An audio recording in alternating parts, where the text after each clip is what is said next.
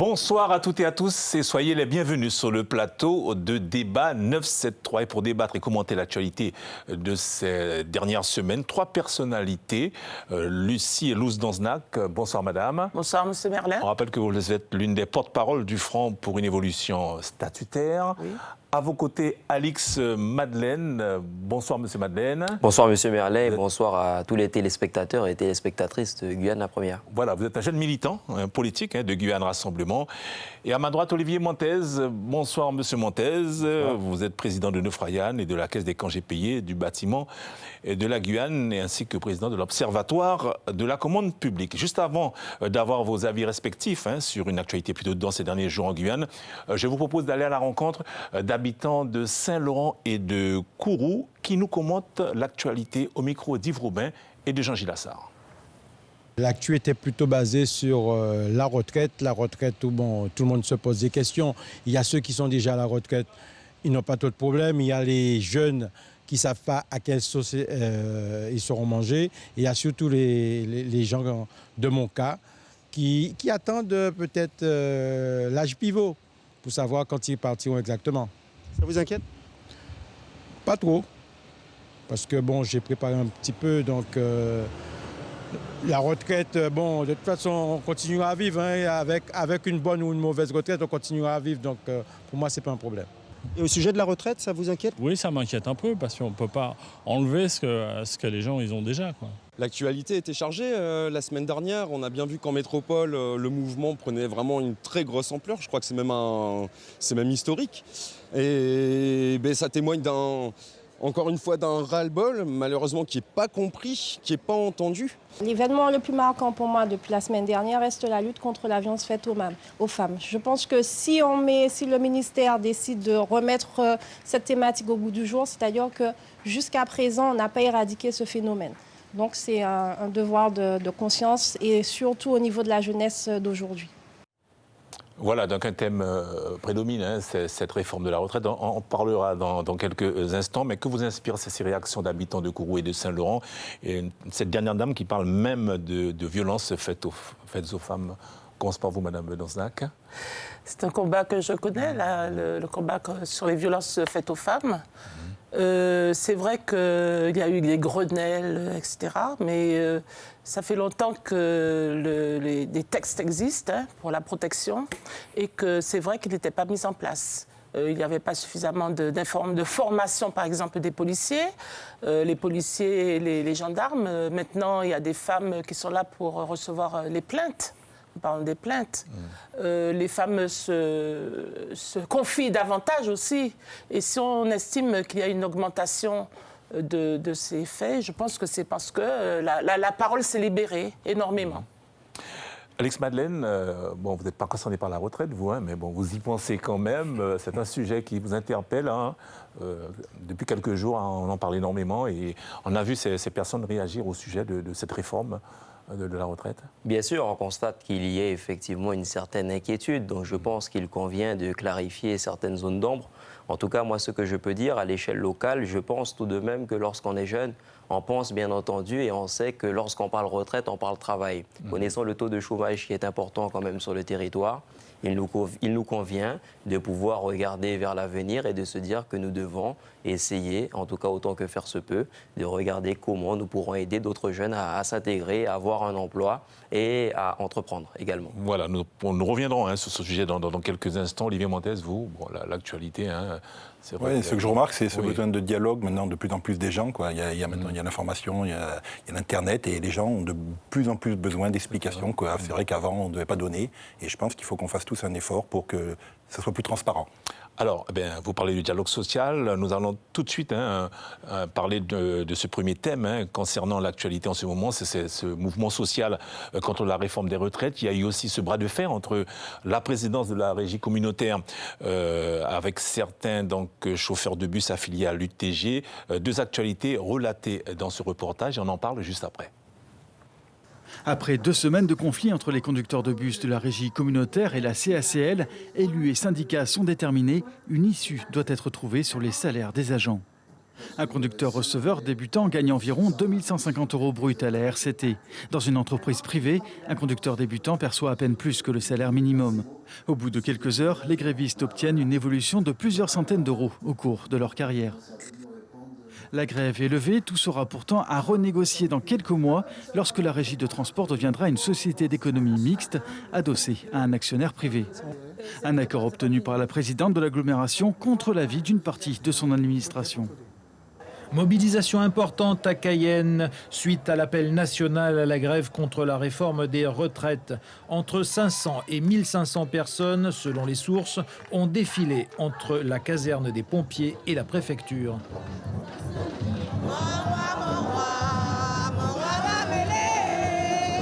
On revoit la réforme des retraites parce que même là, ce jour-ci, les retraités de cette époque souffrent. Hein. Vous avez vu, leur pension n'est pas assez pour survivre. Je suis là tout simplement pour dire qu'après une carrière complète au dévouement de nos élèves, je trouve qu'il soit normal que l'on puisse partir à la retraite dans de bonnes conditions. Mobilisation aussi à Saint-Laurent où 300 personnes ont parcouru les rues. On notait une forte mobilisation des enseignants. On n'en veut pas de sa réforme. Regardez, retraite à point, point de retraite. Retraite à point, point de retraite. On a bien compris que c'était juste un prétexte pour un coup de rabot sur les retraites de tout le monde. Nous, on en a assez de ces réformes libérales, c'est toujours les mêmes. Là, ici, c'est le coup de bambou, quoi, parce que les retraites, ça veut dire que chaque fonctionnaire, chaque salarié du privé, ils perdent beaucoup. Alors nous allons tout d'abord revenir sur cette grève à la Régie communautaire des transports qui a duré 2 semaines. Au cœur des revendications des grévistes, la transformation de la RCT en société d'économie mixte adossée à un actionnaire privé. Vous pouvez comprendre la crainte de ces chauffeurs de bus, de ces employés de la RCT? Je voudrais dire que le système français de protection sociale était le plus intéressant du monde. Et depuis 1945, il y a eu de nombreuses réformes qui ont permis de protéger les gens. Donc il y avait des réformes également, une réforme sur, par exemple, la protection sociale. Et le gouvernement est en train de détricoter au fur et à mesure tous les avantages sociaux, et en particulier également, en ce qui concerne la loi qui a réformé le Code du travail, on voit quels sont les acquis qui ont été perdus et qui ne seront plus jamais rattrapés. Est-ce que ce n'est pas consécutif à un modèle économique qui est en train de se mettre en place et les acquis sociaux sont en train de disparaître et on voit que des organismes sont transformés en sociétés donc adossées à des actionnaires? Ce modèle économique, justement, ne nous est pas du tout adapté. Et c'est pourquoi nous, nous demandons un changement de statut, parce que nous estimons qu'au fur et à mesure, tout ce qui est réformé en France n'est plus adapté à la Guyane. Olivier Montes, vous êtes un chef d'entreprise. Quand vous entendez ça, vous dites quoi? Moi, je comprends très bien l'inquiétude des chauffeurs de bus, ils vont s'orienter vers une CEMOP. Donc avec un actionnaire privé qui va prendre en charge le transport des bus sur l'île de Cayenne avec un TCSP. Donc je pense qu'à l'heure d'aujourd'hui, on a besoin d'un système qui marche. Je ne sais pas si le système actuel est le plus performant, malgré le contrat des gens. Et moi, ce que je vois, c'est l'avenir, c'est que ce transport urbain, il est indispensable à Cayenne. Il y a des embouteillages colossaux. Et il faut qu'on ait un transport moderne. Et je pense que la modernité, ça va aussi vers le privé. Je ne sais pas pour tout le privé. Mais pas à n'importe quel prix quand même. Parce que ce qu'ils craignent, c'est qu'ils gagnent moins d'argent, qu'ils perdent leurs acquis sociaux aussi. Voilà, mais bon, je dirais que nous, on est des privés. Je pense qu'on vous interviewez pas souvent des salariés du privé. Tout le monde ne se plaint pas qu'ils sont mal payés. Alex Madeleine? En ce qui me concerne, je comprends la revendication salariale, qui est d'ailleurs légitime, à mon sens, de demander à pouvoir revoir son statut. Il y avait un point qui était important au niveau de cette revendication, c'était de revoir le point d'indice de la valeur 100 qu'il demandait à 10,75, donc qui a été accepté, ce qui a permis d'ailleurs de débloquer les autres points de revendication. Donc je pense que c'est une bonne chose. Le point d'achoppement résidait aussi en changement, donc en transformation de la RCT en société d'économie mixte. C'est le point important. Oui. C'est exactement ça. Oui. Pour ma part, je suis heureux que cette affaire ait connu, en tout cas, un dénouement. Mais votre sentiment, vous, sur les revendications, sur ce modèle économique qui est en train de se mettre en place, avec des grèves un peu partout quand même, par rapport à cette transformation qui s'annonce, quel est votre sentiment par rapport à ça? Comme je vous ai dit, moi, mon sentiment, il est très simple. Je comprends cette revendication salariale et je pense que si, en tout cas, les chauffeurs de bus ont ce sentiment, c'est qu'il faut le partager. D'accord, donc ils ont le droit de revendiquer? Écoutez, Oui, ça me paraît Donc ils ont le droit de faire grève. Oui, il vaut mieux qu'ils le fassent avant que l'entreprise oui. soit transférée à une autre entreprise. Parce que vous savez que quand il y a un transfert de contrat d'entreprise, il faut qu'ils vont avec tous leurs acquis et l'entreprise est obligée de reprendre les contrats en cours avec toutes leurs intérêts. Alors, il y a aussi l'IMED qui est en grève en ce moment. Au CSG, des syndicats manifestent et craignent des réductions d'effectifs. Le dialogue social, vous êtes vous concernez en tant que chef d'entreprise, vous assistez régulièrement des personnes qui sont syndiquées. Vous aussi, monsieur Madeleine, est-ce que vous avez l'impression que le dialogue social est en train de s'effilocher de plus en plus en Guyane, que la relation entre les patrons et les employés sont en train de... Alors, je dirais, nous, personnellement, dans le BTP, je ne le pense pas, parce qu'on est très sensible. On sait que les hommes et les femmes sont le cœur de notre entreprise. Mais bon, c'est clair qu'il y a des évolutions qui arrivent. Il y a des inquiétudes fortes qui s'expriment, parce qu'il y avait un modèle un peu sur la fonction publique qui existait en Guyane. Ce modèle est en train d'évoluer. Et on peut comprendre que des gens soient inquiets. Et je veux dire, notre responsabilité à nous, c'est plus d'explications. Et sûrement, il y a un manque d'explications. C'est surtout le problème, c'est qu'il y a de moins en moins d'emplois, de plus en plus de chômage, et qu'il faudrait créer des emplois pour les jeunes. Parce que nous, en Guyane, nous avons un avenir qui est autre et qui pourrait permettre à des jeunes d'être embauchés d'abord, et puis qu'ensuite, ils pourraient payer les retraites de ceux qui partiront à la retraite après. Alors, me tendez la perche, car nous allons revenir sur cette réforme des retraites du gouvernement qui entraîne, donc, on l'a vu depuis une semaine, des mouvements de grève un peu partout en France, mais aussi donc, en Guyane. Ce matin, le Premier ministre a levé le voile sur cette réforme. Il confirme, entre autres, la mise en place d'un régime universel par répartition et la disparition progressive des régimes spéciaux. À noter que les personnes nées avant 1975 ne sont pas concernés. Alors le débat est ouvert, messieurs et dames. Certains syndicats comme la CFDT ont décidé effectivement de se mettre en grève. C'était de la poudre aux yeux ce matin, le discours du Premier ministre, ou sinon il a voulu rassurer. Je dois dire, je vais prêcher pour notre chapelle, les avocats ne veulent pas de réforme.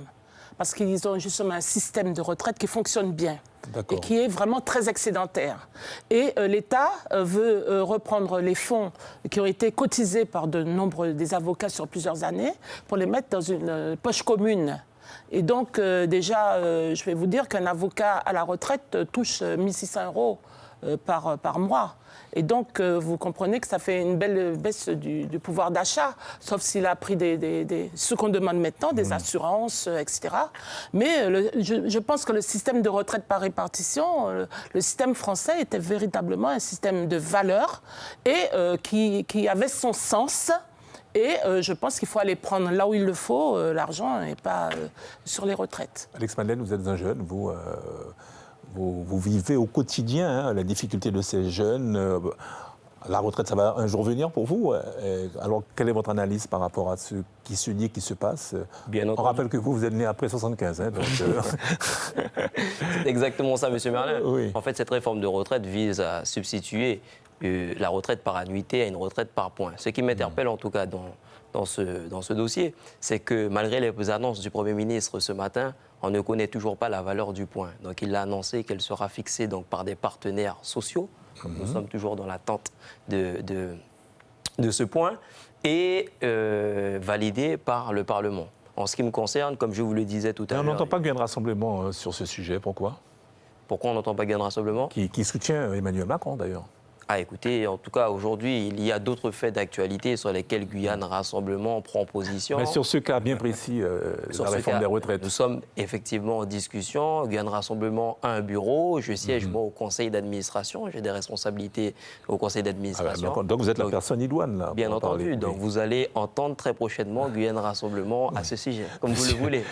Monsieur Madeleine, Monsieur Montez, donc, par rapport aux annonces du ministre... Bon, je pense qu'il y a vraiment une demande des gens d'éclaircissement, c'est clair. Moi, je suis un chef d'entreprise.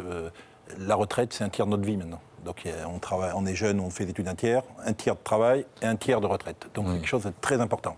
Et je pense qu'à l'heure d'aujourd'hui, clairement, le dialogue, les explications ne sont pas encore claires. Moi, je ne sais pas réellement la réalité des choses des deux systèmes, parce qu'à l'heure d'aujourd'hui, les gens font des chiffres, les contredisent. Je pense qu'il faut qu'il y ait une explication beaucoup plus claire. Donc, a priori, ça partirait au niveau du Parlement. Mais en tout cas, c'est quelque chose qu'on va suivre de très près. Et nous, notamment dans la profession du BTP, où on a des retraites, une caisse de retraite spécifique, on va regarder ça de façon très près, parce qu'on a des métiers difficiles. Et il est clair que nos salariés doivent partir dans des bonnes conditions. Et l'explication n'est pas très claire, d'autant que le gouvernement avance l'argument qui dit qu'il y a moins d'actifs que de gens... Il y aura de moins en moins d'actifs. Or, ce n'est pas le cas. Vous savez, tout à l'heure on en parlait, il y a 4 000 naissances à Saint-Laurent-du-Maroni, 4 000 naissances à Cayenne par an. La Guyane va au contraire vers justement l'augmentation des actifs. Mais ce qu'il faut, c'est des emplois. Il faut créer les emplois. Et avec au bout une paupérisation qui s'annonce par rapport aux personnes qui seront à la retraite. Ben, s'il n'y a pas de solution, oui. De toutes les façons, nous avons un tissu économique qui ne repose que sur la fonction publique. Et les autres, eh ben, ce sera difficile, extrêmement difficile. Alors nous allons... Vous voulez juste non, mais ce qui est clair, c'est que par rapport à la France, en Guyane, les systèmes de retraite sont excédentaires et de façon très importante. D'accord. Parce qu'il y a beaucoup plus de jeunes. La sécurité sociale aussi. Ce moment-là, je voulais quand même rajouter quelque chose. Moi qui suis un jeune, lorsqu'on discute entre jeunes, il est important de rejoindre les propos de Maître Danzenac en disant qu'il y a un chômage qui est important, les jeunes cherchent du travail, et je pense qu'il faut se préoccuper de cette voie entrepreneuriale et conduire d'autres jeunes à pouvoir exploiter cette piste. D'accord, alors nous allons parler de politique. Je vous propose d'ouvrir cette page avec la visite de la ministre des Outre-mer, Annick Girardin, et le bras de fer entamé par le président de la CTG et les membres du Front pour une évolution statutaire sur la tenue ou pas d'un congrès avant la fin de l'année. On en débat juste après ces reportages. Une route de 35 km pour relier Maripasoula à Papaïchton sera créée là où il n'existe pour l'instant qu'une piste. L'annonce de la ministre des Outre-mer a immédiatement été saluée par le public.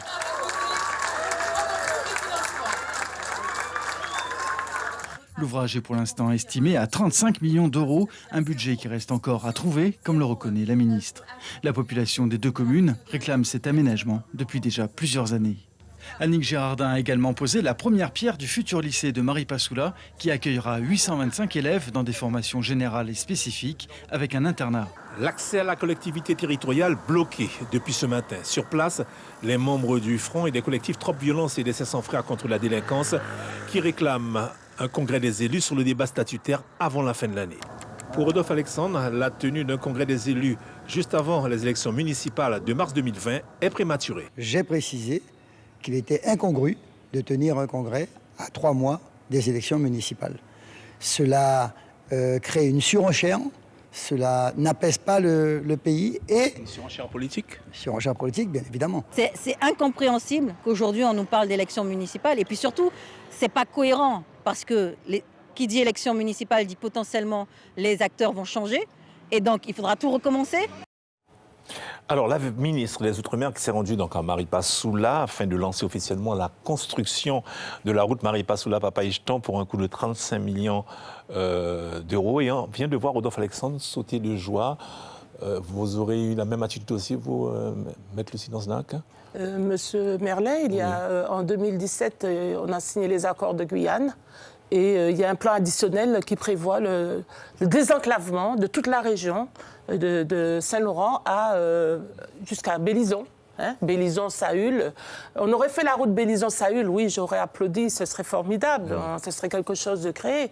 Mais la piste, on vous l'a bien dit, la piste entre Papaïchton et Maripasoula existait déjà. Et l'État dit qu'il va chercher, non, c'est la ministre qui a dit qu'elle va chercher les financements, mais les financements sont prévus dans le plan additionnel qui a été signé lors des accords de Guyane et avec le gouvernement et avec tous les élus. Il s'agissait pour vous d'un leurre, là Oui, c'est un petit jouet qu'on lance comme d'habitude. Peut-être à cette période de l'année, on a parlé des élections. Je pense que refaire une piste de 35 km qui existe déjà, ce n'est pas vraiment ce qu'attendent les citoyens du fleuve. Quel est le positionnement de Guyane Rassemblement à l'X-Madeleine, dont fait partie Rodolphe Alexandre, qui est le président du Guyane Rassemblement, par rapport par rapport à cette annonce faite par Annick Girardin? Écoutez, je pense qu'il faut retenir 3 choses du passage de la ministre Girardin ici en Guyane. La participation donc, à ces 2 conférences internationales, celle de Bioplateau. D'accord, là, mais pour revenir bien précisément. Monsieur Merlin, non, c'est temps. Oui, non, mais attendez, Monsieur Madeleine, je vous pose une question sur... Monsieur Merlin, vous m'avez posé une question. Une question concernant du passage de la ministre? Non, par rapport à ça. C'est celui-ci. Non, par rapport à cette construction, cette annonce de la route Maripasoula Papaïchton. Voilà, Oui. je vous pose la question sur ça plus précisément. Oui. Mais écoutez, c'est une bonne chose, Monsieur Merlin. Vous D'accord, pensez que je vais vous dire que c'est une mauvaise chose, qu'il y ait une route, il y a des populations dans l'Ouest qu'il faut respecter. Je vous félicite de cette route qu'il y aura entre Maripasoula et Papaïchton, bien entendu, et Guyane Rassemblement est dans ce positionnement. Dans ce positionnement. Naturellement. La commande publique, Monsieur Montez. Non, mais là, clairement, il faut qu'il y ait un rééquilibrage de la commande publique sur le fleuve. Donc c'est un début, mais je rappelle qu'on est quand même très loin, quoi. À l'heure d'aujourd'hui, à Maripasoula, il y a souvent des coupures de courant. Les déchets, à l'heure d'aujourd'hui, c'est une décharge à ciel ouvert. Internet est très compliqué. Donc il est vivement temps que les investissements arrivent. Pour vous, ça n'arrive pas assez... On en parlera un peu plus tard, je pense, mais je pense qu'à l'heure d'aujourd'hui... On peut en parler maintenant, en fait. Je pense qu'à l'heure d'aujourd'hui, on a un problème de braquet en Guyane, oui. La Guyane est au rouge, oui. Alors aujourd'hui, je ne sais pas, Madame Lanzac, c'est au rouge, je ne prononce pas ça. Je dis simplement qu'à l'heure d'aujourd'hui, au vu des enjeux démographiques qu'on a, et d'équipement, on va pas assez vite, mais chacun dans sa compétence. Qui sont les responsables? Chacun dans sa compétence. La CTG, l'État Tout le monde, peut-être les entrepreneurs, tout le monde à l'heure d'aujourd'hui. Vous êtes entrepreneur, vous, et vous réclamez effectivement plus de... Peut-être que je vais passer de moyens dans mon entreprise pour réaliser des chantiers plus vite. Mais clair, on en parlera. Quand on voit les enjeux de l'habitat illicite dans l'ouest guyanais et à Saint-Laurent, on est complètement dépassé. Et on est toujours à la remorque. On ne devance aucun problème. On les subit tous. Alors vous avez ce sentiment aussi, Alex Madeleine, que les choses ne vont pas assez vite et qu'il faudrait faire très vite, développer les infrastructures, Les choses ne vont forcément pas assez vite, puisqu'on veut tout. On est souvent pressé de se dépêcher, ça on le dit, mais je trouve quand même qu'aujourd'hui, il faut que l'on reste vigilant par rapport à ce que M. Montez vient de dire. Moi, je pense, puisque vous m'avez coupé la parole tout à l'heure, M. Merlin, mais je veux quand même revenir sur le passage de la ministre, puisque j'ai participé donc à cette conférence donc, Bioplateau, où la ministre a voulu vraiment mettre l'accent sur la coopération avec les pays voisins. Donc ça, je trouve que c'est une bonne chose. Et voilà ce que je peux vous dire. Mais les ministres précédents aussi avaient tenu le même discours et avaient déjà parlé de coopération lors des précédents gouvernements aussi. Ah oui. Donc ce n'est pas nouveau, en fait, la coopération. Discuter de la coopération entre la Guyane et les autres pays, ce n'est pas nouveau. Non, c'est pas question, c'est pas nouveau ou pas. Moi, aujourd'hui, la ministre est passée. Elle a annoncé des choses, et elle a mis également, il y a eu la pose de la première pierre, du lycée. Voilà, tout à fait. Donc, je ne peux que me féliciter du travail qui commence et qui, en tout cas, va aboutir, je l'espère, à beaucoup plus de choses. D'accord, donc vous êtes satisfait de la visite de la ministre, Mme Girardin, en Guyane. Satisfait de la visite de la ministre, je ne pense pas que c'est le terme, mais en tout cas, je suis satisfait de ce qui a, en tout cas, été entrepris.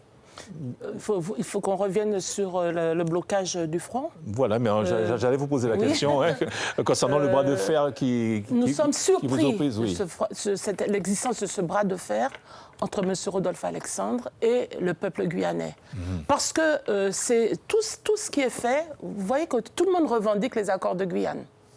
Dès qu'il y a des travaux, le lycée de Maripasoula, c'est les accords de Guyane, la route de Maripasoula, c'est les accords de Guyane. Tout le monde revendique les accords de Guyane. Donc, il faut bien les respecter. Et les respecter, cela veut dire quoi? Mais ça veut dire qu'il faut qu'il y ait un congrès. Les travaux ont été réalisés par une commission, la commission ad hoc. Ad hoc, absolument, oui. Une commission ad hoc qui était de 33 membres. Il y avait ni règlement intérieur, ni quorum pour les décisions, mais elle s'est tenue et il y a eu un projet, ce qu'on appelle le projet Guyane. Donc c'est la société civile, plus des élus, des maires et les parlementaires. Donc ces travaux-là ont donné un projet Guyane qui doit être soumis au congrès des élus de Guyane. Et pour cela, il faut que ce soit le président de la CTG qui organise une assemblée plénière pour faire Mais il a proposé la première semaine de janvier. Eh ben oui, heureusement. Oui. Parce qu'il disait qu'il fallait attendre après les élections municipales. Alors, on aura atteint après les élections municipales, ensuite après les élections présidentielles. Enfin, comme me disait M. Mendes tout à l'heure, tout est immobile aujourd'hui. Et puis, on prend beaucoup de temps pour faire les choses. Et ça, c'est encore un exemple du temps qui est perdu pour faire les choses. Monsieur Montez, le débat statutaire, vous suivez? Alors, vous parlez des contraintes que vous avez pour développer votre entreprise, pour vivre de la commande publique. Est-ce qu'un changement de statut serait pour vous la panacée? Alors moi, là je prends un titre personnel, je ne pense pas que le changement de statut soit la panacée. Alors d'aujourd'hui, moi je prends l'exemple d'une île qui s'appelle Saint-Martin, qui a fait un changement de statut. Ils sont bien dans plus grande difficulté maintenant qu'ils ont fait le changement de statut qu'avant. Et donc je considère qu'à l'heure d'aujourd'hui... Mais il me semble qu'ils avaient choisi le 74. Ouais, hein. Ouais, voilà, avec... Et je considère qu'aujourd'hui, il y a des choses qui ne sont pas adaptées à la Guyane. Il faut sûrement les identifier, les travailler, mais je pense qu'on a surtout besoin, à l'heure d'aujourd'hui, que l'État français puisse investir pour permettre à la Guyane de rattraper ses retards structurels. À l'heure d'aujourd'hui, sans l'État, à mon avis, sans les finances de l'État français, il n'y aura pas de rattrapage structurel qui est indispensable. L'État français le doit aux Guyanais. Rattrapage structurel. Un rattrapage structurel à la Guyane. Donc, alors après le changement de statut, je ne suis pas un spécialiste, je suis citoyen, je ne sais pas, c'est pas une fin en soi. C'est pas une fin en soi. Alex Madeleine, on veut vous entendre à ce sujet, concernant l'évolution statutaire. Et puis voilà. Si vous voulez que je... Le changement de statut, ce n'est pas seulement Saint-Martin. Il y a également, on prend l'exemple de la Polynésie française. Ce midi, vous avez entendu que les retraites en Polynésie française ont un indice plus élevé que celui en France et même en Guyane. Le changement de statut, vous dites que ce n'est pas la panacée, mais c'est un moyen pour arriver à développer la Guyane, pour que ce soit les Guyanais qui décident en Guyane ce qu'il y a à faire. Par exemple, je vais vous donner le palais de justice, la cité judiciaire de la Guyane doit être construite en face de la piscine de Maya-Metela, sur un terrain où il y avait les bâtiments de l'AFPA et qui sont eux-mêmes amiantés, puisque nous avons un problème d'amiante. Eh bien, si les décisions se prenaient en Guyane et pas au ministère de la Justice, je pense qu'on aurait choisi un site. La Guyane a suffisamment de terre. On aurait choisi un site qui permettrait de construire une cité judiciaire. Et M. Mendes, vous avez raison, dans les plus brefs délais, sans qu'il y ait tous ces freins des marchés publics, ces freins, les études. On nous dit que ça sera en 2005. Le commissariat de Cayenne également, depuis 20 ans, on nous promet le commissariat de Cayenne. Eh bien, il faut attendre les études de marché. Non, c'est trop lent. Alors, nous allons entendre Alex Madeleine à ce sujet. Alex Madeleine. En ce qui me concerne, je ne suis pas contre l'évolution statutaire. Aujourd'hui, il faut une consultation populaire. C'est le peuple de Guyane qui doit décider ce qu'elle veut, en tout cas, et ce qu'elle ne veut pas. Ce que je peux vous dire, c'est que c'est en tout cas l'Assemblée plénière du 18. Il y a un point qui est à l'ordre du jour, à savoir pour le congrès des élus. Donc, Guyane Rassemblement est pour l'évolution statutaire, donc. Vous m'avez demandé mon sentiment. Alex. Vous m'avez demandé mon sentiment. Oui, Alex Madeleine. Alors, je m'adresse aux membres de Guyane Rassemblement. Voilà, Guyane Rassemblement, c'est la même chose, n'est pas contre l'évolution statutaire. D'accord, ok. Tout à fait. D'ailleurs, le président l'a déjà rappelé lui-même. Le président a déjà rappelé qu'il n'est pas contre l'évolution statutaire, mais que c'est la population qui doit effectivement décider de ce qu'elle veut. Et vous pourriez vous retrouver un jour avec Mme Louz Danznak à discuter, à travailler sur... Mais pourquoi pas, monsieur Madeleine, avec grand plaisir. Mais avec grand plaisir. Surtout avec les jeunes. Aujourd'hui, je parle toujours de transmission du savoir. Aujourd'hui, il faut pouvoir apprendre sur ces sages qui ont des choses à transmettre. On peut ne pas être d'accord, mais on ne peut pas confondre des querelles d'idées avec des querelles de personnes. Et vous comprenez la proximité avec Mme Danznak. Surtout que nous avez ensemble. Je suis contente d'avoir M. Alex Madeleine à côté de moi parce que, justement, il faut que les jeunes qui sont allés faire des études, que les parents se sont saignés pour les envoyer faire des études, il faut qu'ils reviennent en Guyane pour organiser la nouvelle administration. On aura besoin d'eux. Il faudra bien des directeurs de l'ADA, des directeurs de... Il faudrait que ce ne soit pas un turnover comme il y en a maintenant. Il faudrait que ce soit des jeunes Guyanais qui prennent les places. Et c'est le changement de statut le permettra. Alors, quel est le positionnement des socioprofessionnels quand on ne vous entend pas trop là, sur ce débat de changement de statut, car on parle d'habilitation pour avoir des moyens, d'avoir des fonds, de travailler avec le Brésil, avec le Suriname. Non, mais le monde professionnel, on reste dans le monde professionnel. Ça veut dire aujourd'hui, il y a des politiques, hein, il y a des statuts qui sont discutés au niveau politique. Nous, après, vous pouvez avoir votre mot à dire quand même. Ouais, non, mais bien sûr qu'on dit notre mot dur. On le dit clairement. Nous, on est là pour desserrer un système, parce qu'à l'heure d'aujourd'hui, c'est vrai qu'il y a un certain nombre de blocages qui sont liés à l'application de réglementations ou de lois sûrement pas adaptées à la Guyane. Par contre, nous, on dit que globalement, tout n'est pas à rejeter. Donc, il faut seulement faire une étude. Excusez-moi, M. Montes, est-ce que vous ne trouvez pas que, justement, tout le BTP et les industries en général sont trop liés à la commande publique? Il n'y a que la commande publique bien sûr, mais, qui peut financer. Mais à l'heure d'aujourd'hui... il n'y a que ça. Bien sûr, mais il n'y a que ça, mais il faut qu'ils trouvent des investisseurs privés. Voilà, il faut des investisseurs privés. Il faut trouver des investisseurs privés. Oui, et la difficulté de la Guyane, c'est... Il faut avoir confiance. Il faut avoir confiance dans un pays. Oui. Il ne faut pas se voiler la face aussi. La Guyane est un pays, entre guillemets, pauvre. Ça veut dire qu'à l'heure d'aujourd'hui, c'est pas péjoratif de dire ça, mais ça veut dire qu'il y a beaucoup de gens qui n'ont pas les moyens d'investir. Et donc, ça pèse sur le pays et sur les investissements. Mais il est clair, pour créer de la richesse, pour créer de l'emploi, il faut de l'investissement. Et à l'heure d'aujourd'hui, moi, il y a un signe qui est un peu négatif et que je vois sur l'île de Cayenne. Vous regardez toutes les grandes familles créoles qui tenaient le commerce, ont tout vendu. Donc il y a une crise quelque part. part. Je ne sais pas dans son pays, mais vous voyez, qu'est-ce qui a racheté tout bon, c'est les Antillais. Oui. Voilà. C'est la réalité guyanaise. Oui, donc, malheureusement. Malheureusement, c'est la réalité guyanaise. Donc il faut se poser la question, pourquoi des grandes familles guyanaises ne réinvestissent pas dans leur pays? Pourquoi ils vendent tout? Mais nous pensons que le système actuel ne convient pas, M. Merlin, c'est clair et net. Le système actuel ne convient pas au développement économique de la Guyane. Monsieur parlait justement des industries et puis du commerce. Eh bien, il y a aussi il y a les mines, il y a la forêt, il y a la mer. Par exemple, vous savez qu'il est interdit aux pêcheurs guyanais d'aller faire de la pêche halieutique, c'est-à-dire à ce qu'on appelle la pêche à mi-clon dans certains pays antillais. C'est interdit parce que la Commission européenne a interdit, c'est elle qui délivre les licences de pêche. Et c'est là qu'on trouve le poisson, c'est le meilleur poisson, justement, c'est la pêche halieutique qui peut le ramener en Guyane et baisser le coût du poisson. Parce que la Guyane a toujours eu cette force, que le poisson n'est pas cher en Guyane. Hein? Et puis le gibier, maintenant, on a aussi beaucoup de luttes contre les chasseurs. On ne peut plus... alors que les Guyanais se nourrissaient. Et si nous avons un taux de pauvreté qui est de 40%, les Guyanais ne sont jamais morts de faim. Voilà, et ça sera aussi...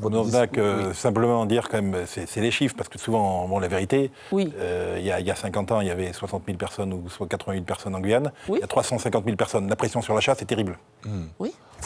Il faut dire les chiffres. On ne chassera plus comme avant. Oui. Bon, on est un peu à se promener, il y a beaucoup moins de gibier. Ah, mais à cause de quoi? À cause de l'orpaillage illégal. Vous savez que les Brésiliens, les orpailleurs brésiliens, ils connaissent la forêt comme une autoroute. Hein. Ils connaissent la forêt et il y a une destruction de la chasse qui n'est pas... ce ne sont pas les chasseurs guyanais qui détruisent le gibier de voilà, donc autant de thèmes que vous développez là depuis quelques instants. On aura l'occasion d'en reparler à l'occasion d'autres émissions. Alors, en début de mois, donc... une affaire judiciaire qui a quand même marqué les esprits, hein. C'est la garde à vue de David Richer, le maire de Roura et président de l'association des maires, qui a en effet été mis en examen donc pour favoritisme. Il lui est reproché notamment des dépassements de seuil sur des factures sans mise en concurrence. Le maire de Roura se déclare innocent. Il a été très éprouvé par sa nuit en garde à vue. David Richer était entouré de ses partisans à la sortie du tribunal. On rappelle que l'instruction étant toujours en cours, que David Richer est présumé innocent. Donc quelques mots par rapport à ce fait judiciaire. Bon, on peut pas... La difficulté d'être élu aussi, hein. On entend qu'il y a de moins en moins de gens qui veulent devenir maire, tout ça. C'est compliqué. Je veux dire, le monde administratif est compliqué. Il y a de plus en plus de règles. Et c'est vrai que c'est compliqué. Donc, bon. Alex Madeleine, vous qui, pour les municipales, devrait supporter certaines personnes ou être candidat aussi. Hein. Je m'avance peut-être, vous allez sûrement nous signaler ça, nous le dire. Vous voulez un scoop? Non, je n'ai pas spécialement envie de scoop, mais vous allez nous le dire quand même. Alors, bon, voilà. Non, mais écoutez, ce que je peux vous dire, c'est qu'il ne me semble pas que M. Richer puisse prêter le flanc à des irrégularités, sans vouloir accréditer ce que la rumeur... Non, mais l'instruction est en cours, là, hein, en ce moment. Sans vouloir accréditer ce que la rumeur laisse entendre, beaucoup se sont interrogés et s'interrogent sur le traitement qui lui a été infligé.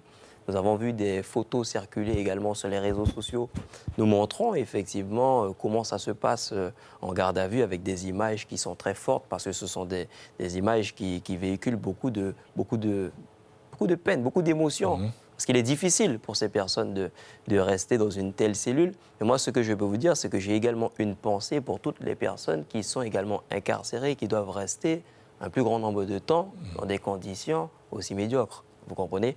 Donc, c'est ce que je peux vous dire, en tout cas, sur cette affaire. Et s'il y a une chose qui m'a interpellé également, c'est que nous avons entendu M. David Richer, son avocate, mais nous n'avons pas entendu le procureur de la République. Voilà, qui, lui, tant que l'instruction n'est pas finie, ne peut pas s'exprimer. Alors, madame... Il s'exprime souvent, monsieur... Oui, mais dans ce cas précis... Oui. Alors, je dois dire que tout à l'heure, monsieur Mentès vous a dit que la Guyane est pauvre. Hein? Mais la Guyane est pauvre, tous les Guyanais, hein, qu'ils soient maires et qu'ils ne le soient pas.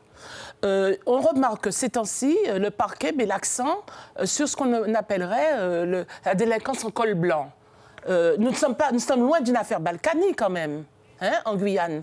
Il n'y a pas du tout la dimension de l'affaire Balkany. D'où votre présence devant le commissariat le soir même pour soutenir M. Richer? M. Richer est net et clair. Oui. C'est quelqu'un d'honnête. Et c'est quelqu'un qui a ses opinions et qui les fait savoir, les fait connaître. Hein. C'est-à-dire, pour que les gens comprennent, hein, il s'est prononcé pour la mise en place d'un congrès le plus rapidement possible. C'est-à-dire qu'il a été interpellé par le président de la CTG qui lui demandait oui, il y aura les élections municipales. Qu'est-ce que vous pensez, messieurs, mesdames les maires? Lui, il a pris une position claire en disant qu'il souhaitait que ça se fasse le plus vite possible. Il faut appliquer l'accord de Guyane, c'est tout ce qu'il a dit. Le rapport par rapport à son affaire judiciaire, pour vous, il n'y a pas de rapport par rapport à son affaire judiciaire. Nous trouvons que la coïncidence est troublante. Oui. Mais je dois dire qu'il y a plusieurs affaires, ces temps-ci, au tribunal, qui, je vous dis qu'on n'est pas au niveau des affaires Balkany, mais il y a beaucoup d'entrepreneurs, des présidents d'associations, et pourquoi pas des maires, peut-être que c'est lui le premier maire, non, peut-être le troisième, qui sont poursuivis pour des infractions vénielles. Bon, c'est normal, la garde à vue, c'est normal. Mais comment sortir quelqu'un de la garde à vue d'une gendarmerie pour l'emmener au commissariat de Cayenne? Je rappelle que le commissariat de Cayenne doit être reconstruit depuis plus de 20 ans. Nous-mêmes, quand nous allons assister des clients en garde à vue, mais nous sommes obligés d'aller dans les bureaux des fonctionnaires. C'est tout à fait anormal. Ce sont des conditions qui ne sont pas convenables et que voici encore un marché qu'il faudrait que la commande publique se fasse rapidement parce que le commissariat de Cayenne, eh bien, les agents, le personnel du commissariat de Cayenne a besoin de locaux convenables pour recevoir les prévenus et puis des gens qui sont présumés innocents. Vous voulez rajouter quelque chose, M. Madeleine? Non, je voulais effectivement rejoindre les propos de Mme Danzenac sur le fait qu'aujourd'hui, les conditions ne sont pas adaptées. En revanche, je ne pense pas que l'affaire de M. David Richer ait une coïncidence avec la position qu'il a pu prendre, en tout cas sur l'évolution statutaire. En tant que jeune, moi, je regarde les choses, je pense qu'il n'y a pas de coïncidence dans ce dossier, puisque M. Richer l'a dit, il avait déjà été entendu, il me semble, l'année dernière. Voilà, donc je pense qu'il n'y a pas matière à pousser la réflexion, en tout cas pas jusque-là. Et voilà ce que je voulais rajouter sur ce point.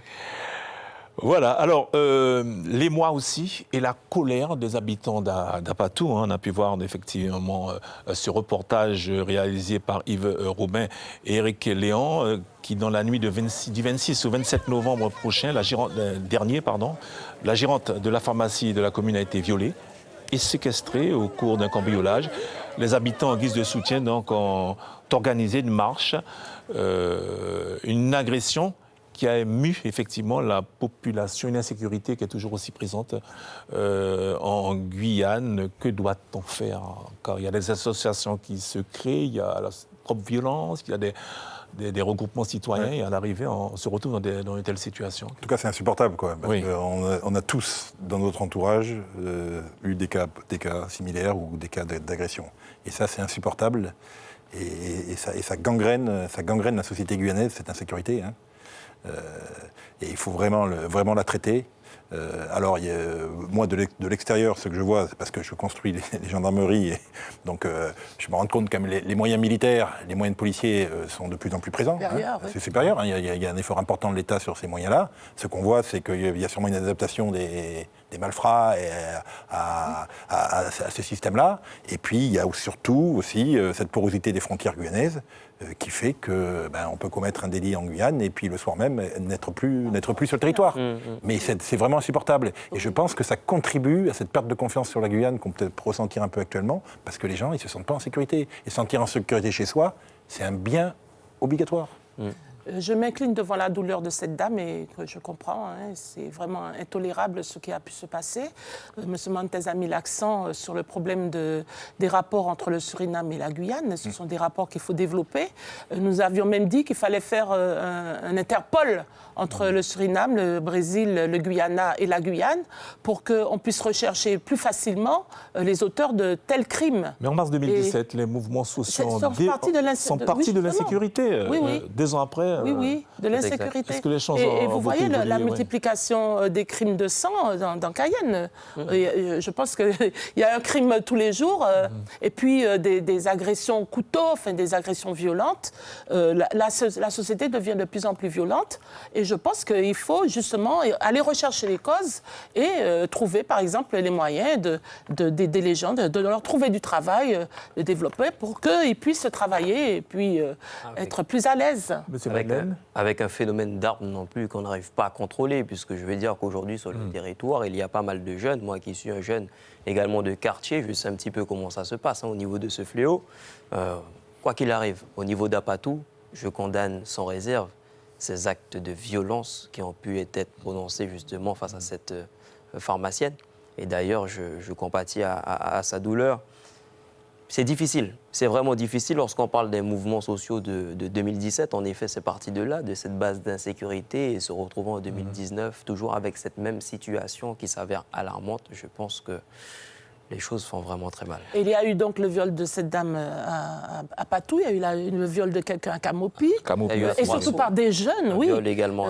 Une infirmière, par un jeune, vous vous rendez compte, la jeunesse, et c'est qu'il faut trouver une solution. Oui. En tout cas, je souhaite alors, donc, il y a des suicides qu'on n'a pas encore... Entre autres, on aura l'occasion effectivement d'en reparler. Et puis, il y a aussi cette histoire de mule, où les gens vont au Suriname avec 3 000 €, puis ils ingèrent les boules de cocaïne pour les transporter en France pour avoir de l'argent.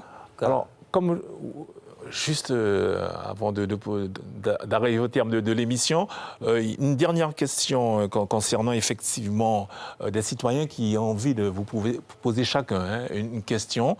C'est la fameuse question citoyenne des acteurs de la société civile qui essaient d'en savoir un peu plus sur vous. La première question, c'est pour vous, Madame Lucie Louze-Danzenac, et on vous retrouve juste après. Bonsoir Lucie, Manuel Jean-Baptiste, président du collectif des Iguanes de l'Ouest. Alors moi, j'ai 2 questions à te poser. Comment pourrais-tu, s'il te plaît, rassurer la population guyanaise, et plus spécifiquement la population de l'Ouest, sur les bienfaits de l'évolution statutaire? Comment pourrions-nous, selon toi, grâce à cette évolution, permettre de sortir de cette lenteur administrative bien française qui bloque l'évolution de notre pays? On prend pour exemple le centre pénitentiaire de Saint-Laurent, qui était prévu pour 2021 dans l'accord de Guyane, et qui aujourd'hui... Voilà, donc vous avez un peu répondu tout à l'heure à cette question. Donc, je souhaite répondre encore. Monsieur Jean-Baptiste, les accords de Guyane, le collectif des Iguanes de l'Ouest. Dans le cadre de la gouvernance, d'abord, vous savez qu'on prévoit une assemblée qui votera des lois de France adaptées à la Guyane, ou bien des lois pays, des lois faites pour la Guyane. Mais en ce qui concerne l'adaptation à l'Ouest, il est prévu ce qu'on appelle des districts. Alors on les appelle districts, mais ça s'appelle bassin de vie dans les documents des États généraux. Il y aura 5 bassins de vie. Et nous pensons que justement, il faut rapprocher le citoyen de la décision. ces bassins de vie remplaceront les EPCI actuels et ils seront composés de maires et de citoyens et celles de conseils d'autorités coutumières et ils permettront de développer chacun dans l'Ouest parce qu'à Maripasoula, il y aura un bassin de vie avec les 4 autres communes, à Saint-Laurent également, mais ce sont des compétences particulières, de nouvelles compétences qui permettront de prendre les décisions et justement d'aller plus vite. Comment vous allez réussir à convaincre les Guyanais? Nous allons... J'espère les convaincre aujourd'hui et tous les jours parce que nous continuons à les expliquer, à transmettre par les réseaux sociaux, les nouvelles techniques de communication si chères à mon petit voisin. Nous allons prendre tous les moyens pour Vous allez travailler avec des chefs d'entreprise, avec des jeunes... Nous espérons que les chefs d'entreprise nous inviteront pour bien comprendre ce que nous proposons. Parce que c'est vrai qu'il faut expliquer, et puis surtout leur dire que nous ne sortons pas de rien. D'abord, ce texte-là date de 2001, et ensuite, la Polynésie française est un statut d'autonomie. Ils ont 108 îles, vous vous rendez compte qu'ils doivent gérer. Donc, ils ont tout ce qu'il faut, un gouvernement, une assemblée, ils font des lois pays, et là, justement, il y a une réforme de la Constitution qui leur a permis de demander réparation sur les troubles qu'ils ont subis par les essais nucléaires. Donc vous voyez, c'est quelque chose en totale évolution, mais nous pouvons donner l'exemple de la Polynésie, et ce n'est pas l'indépendance surtout. Voilà, c'est l'autonomie, ce n'est pas l'indépendance. Vous tenez à rassurer les gens que c'est l'autonomie, voilà. Ce n'est pas l'indépendance. Voilà. Alix Madeleine, c'est à vous, on vous pose une question. Bonsoir Alix, j'espère que tu vas bien. Alors, une question que tout le monde se pose te concernant, en tant que jeune, quelles sont tes ambitions politiques? Et aussi, comment tu vois ta Guyane dans 10, 15 ans? Dis-moi tout. La question vous est posée, Alix Madeleine. J'ai essayé de vous la poser tout à l'heure. Vous m'avez pas répondu. Là, il s'agit de Pierre Santoris, un proche. Donc, vous lui répondez, ainsi qu'aux téléspectateurs. Alors, quelles sont vos ambitions politiques? Bien sûr. Alors, tout d'abord, je veux saluer M. Santoris, qui effectue un très gros travail au niveau de la jeunesse. Non, mais je veux quand même le dire, parce que c'est important depuis plus de 15 ans. C'est un acteur culturel. Hein, ouais. Un acteur culturel qui fait un très, très, très gros travail. Alors, mes ambitions politiques sont aujourd'hui très simples. Je souhaite que beaucoup plus de jeunes puissent s'engager au devant de la scène politique et occuper des responsabilités. Lorsqu'on sait que c'est la voix qui décide, je ne peux qu'espérer que, en tout cas, demain, nous soyons une génération, une nouvelle génération. Vous particulièrement, là, vous, aspirez-vous à être candidat? Alors aujourd'hui, M. Merlin, je vais vous dire les choses très clairement et très franchement, comme j'ai déjà eu l'occasion de le faire d'ailleurs sur n'importe quel plateau. Si demain, l'occasion m'est donnée de servir mon territoire, je ne vois pas comment je ne le ferai pas. Ce n'est pas possible pour moi de dire que je veux, en tout cas, occuper des responsabilités et s'il y a une position à prendre, que je ne puisse pas la prendre. Donc ça, au moins, vous le savez. Et concernant la deuxième question... La Guyane dans 10-15 ans, comment vous la voyez? Alors déjà, avec qu'elle puisse rattraper son retard quand même, parce que la Guyane a un très beau retard, qu'elle puisse s'enrichir de sa diversité et de ses différences, parce qu'aujourd'hui, la Guyane est dotée de beaucoup de richesses et je souhaite que les jeunes puissent exploiter justement ces richesses et puissent exercer la plénitude du talent, en tout cas de cette jeunesse, sur l'ensemble du territoire. Alors Olivier Montez, la question de quelqu'un que vous connaissez bien. Bonsoir Olivier. En tant que président de la Fédération du BTP, aujourd'hui, j'ai une question. Et en cela, je fais écho à nos entreprises. Suite à l'annonce du gouvernement sur le plan logement, quid des réserves foncières disponibles et aménagées? Merci Olivier.